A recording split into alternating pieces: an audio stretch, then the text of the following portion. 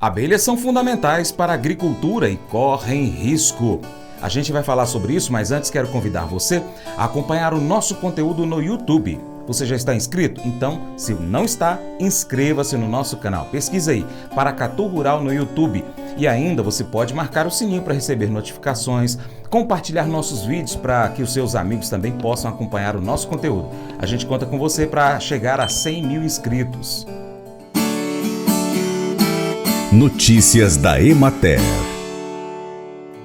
As abelhas desempenham um papel fundamental para a vida dos seres humanos no planeta, que vai muito além da produção do mel. Ao pousarem de flor em flor para coletar néctar e pólen, esses insetos acabam realizando polinização, ou seja, fazem o cruzamento entre os gametas masculinos e femininos das plantas e assim garantem a produção de vegetais, de frutos, de sementes.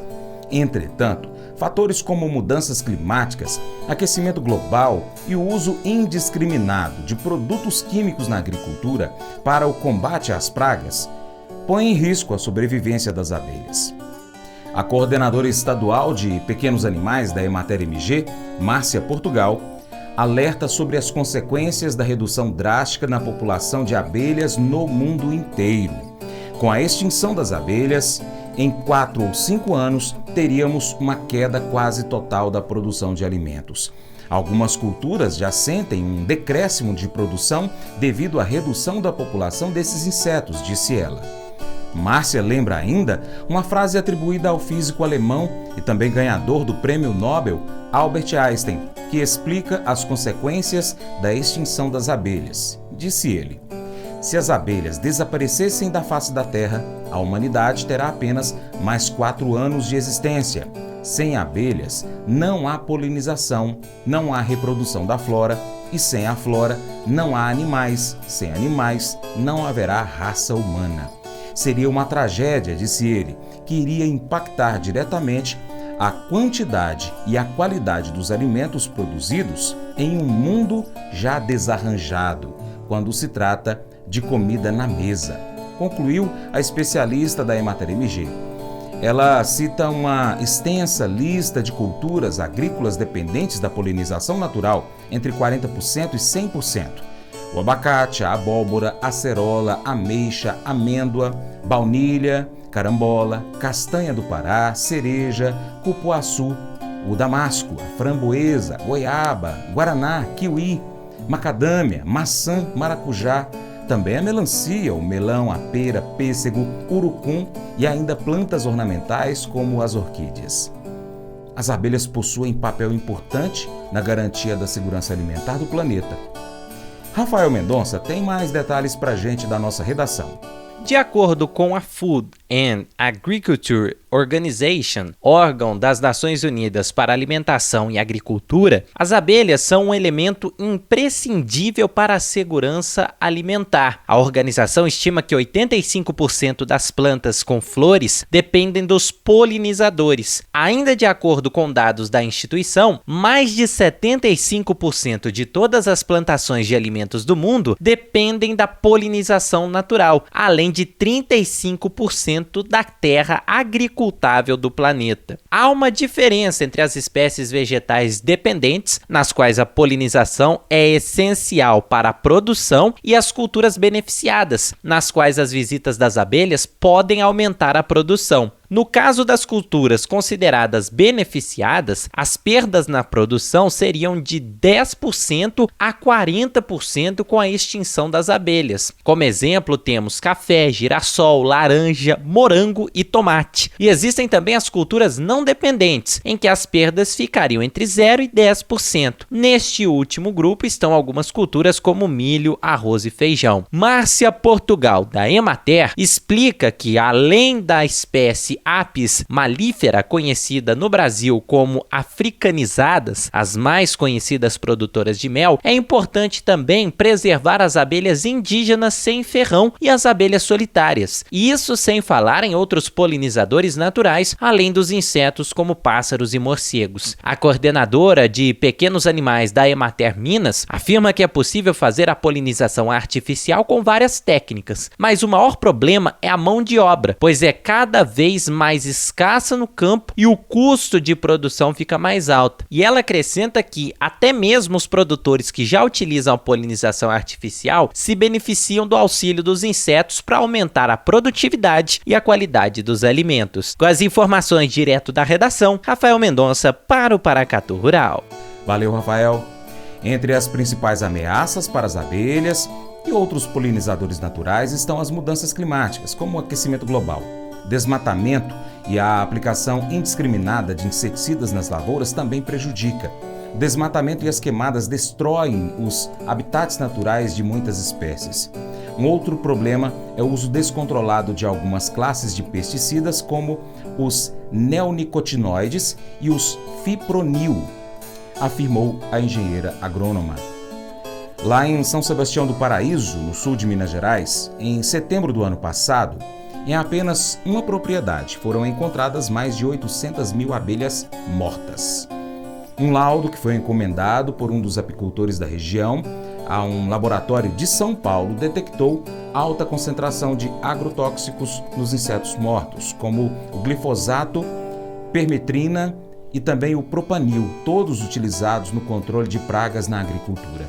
Mas é possível conciliar a necessidade do controle de pragas com a sobrevivência das abelhas. A coordenadora estadual da Emater-MG cita algumas práticas recomendadas para a manutenção do habitat natural dos insetos, sem abrir mão da tecnologia agrícola. É uma boa convivência de vizinhos. Em muitas culturas é necessário aplicar os produtos químicos para controlar e combater as pragas, mas é possível conversar com os apicultores para que estes fechem as colmeias, para evitar a saída das abelhas no período de ação dos inseticidas. E para os agricultores também é importante atentar para a direção dos ventos e somente utilizar os produtos que sejam permitidos. Dessa forma, é possível preservar ao máximo a sobrevivência das abelhas. Mas eu vou dizer uma coisa pra você, viu? Se quiser colocar propaganda sua aqui nesse programa, ó, eu vou dizer um negócio, você vai ter um resultado bom demais, senhor. Isso mesmo, é facinho, senhor. Você pode entrar em contato com os meninos ligando o telefone deles, é o 38, é o 991810123, bem facinho. É muito bom porque aí a sua empresa vai sair dentro de um programa que é ligado aí ao homem pra mulher do campo. É nós que vai estar assistindo e também vai ver sua propaganda. É bom ou não é, só? Um coração submisso. A submissão é baseada na confiança. Ser submisso a alguém é algo difícil. Às vezes nos pegamos querendo ser maiores do que realmente somos. Por comportamentos semelhantes, nós vivemos tempos de relações distorcidas, fundamentadas em pré-julgamentos, manipulação e controle. As nossas amizades, conversas, convívios são diretamente afetados pelo medo de ceder ao outro, pelos jogos de poder e por falta de confiança. Agora imagine o quanto seriam diferentes os nossos relacionamentos se a gente praticasse diariamente a disciplina espiritual da submissão, aprendendo a ceder uns aos outros em amor. Consegue imaginar isso? O mais alto nível de comunhão que envolve humildade, honestidade, transparência e, às vezes, confissão e restituição, é sustentado pela disciplina da submissão. E olhando para a cruz, nos damos conta de que podemos enxergar nela o perfeito exemplo do negar-se a si mesmo para fazer prevalecer o amor. A submissão é o inverso da arrogância. Ela constrói pontes e derruba muros, aproxima e gera raízes firmes o suficiente para sustentar nossas relações diárias. Na Bíblia, no Salmo 130, Davi clama a Deus e ele afirma que o seu coração não é soberbo. Aliás, ele diz justamente o contrário, reconhecendo que existem coisas que são grandiosas demais para ele. E para nós também, por sinal. Mas o nosso orgulho e incapacidade de nos submeter à vontade de Deus cria impedimentos na nossa caminhada espiritual. Jesus foi submisso ao Pai e seguiu até a cruz para morrer. Que exemplo maior nós precisamos ainda para poder entender a necessidade de termos corações entregues e rendidos nas mãos de Deus? A submissão é difícil? Sim, e muito. Mas o exercício diário do cristão é ser parecido com Cristo, submisso tal qual ele foi. Esse devocional faz parte do plano de estudos Um Novo Coração, do aplicativo bíblia.com. Até o próximo encontro. Deus te abençoe. Tchau, tchau.